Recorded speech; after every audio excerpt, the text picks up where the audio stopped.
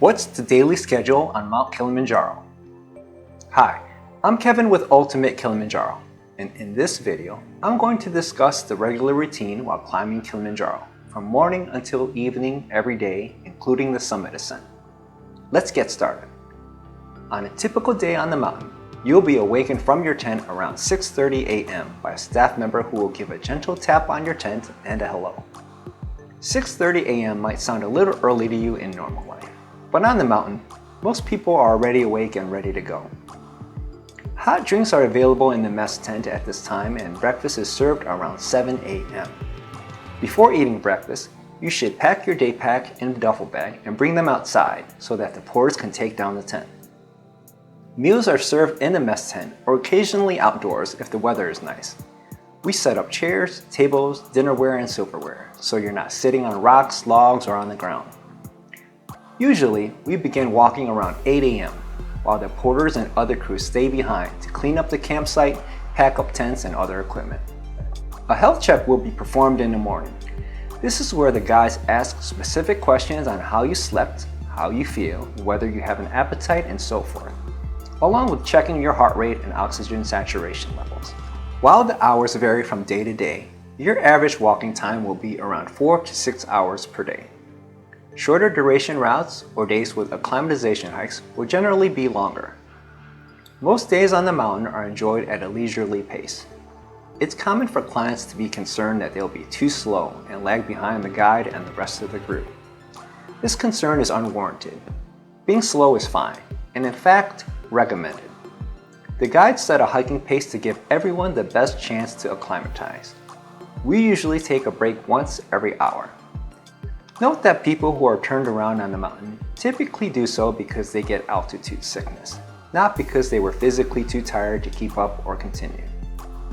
As you're hiking, you'll be passed by our porters.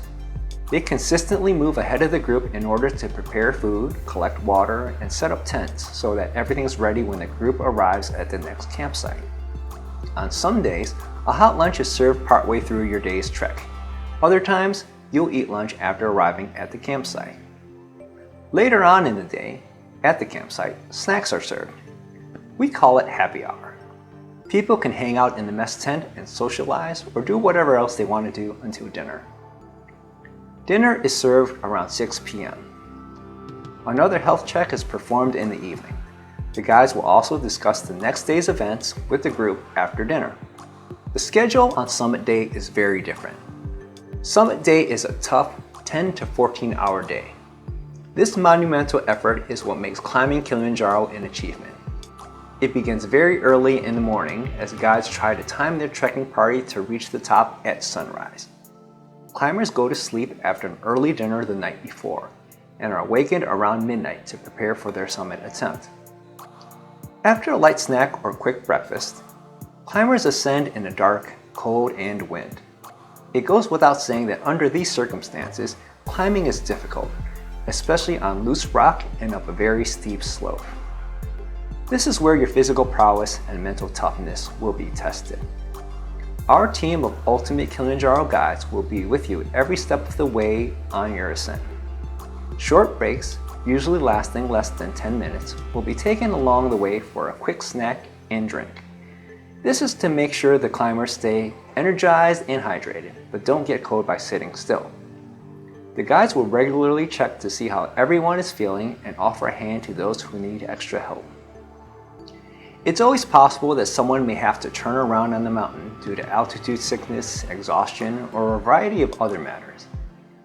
Each group will have a lead guide, a number of assistant guides depending on the party size, and summit porters, all of whom are able to escort climbers down.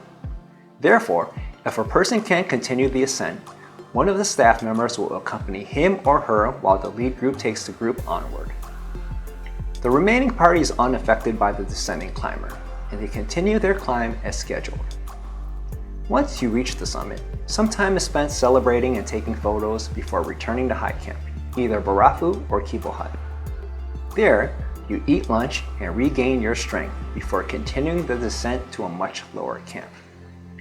The long descent immediately after summiting is where most people get tired, due to the partial night's sleep, the energy expenditure required to reach the top, and the long distance covered that day.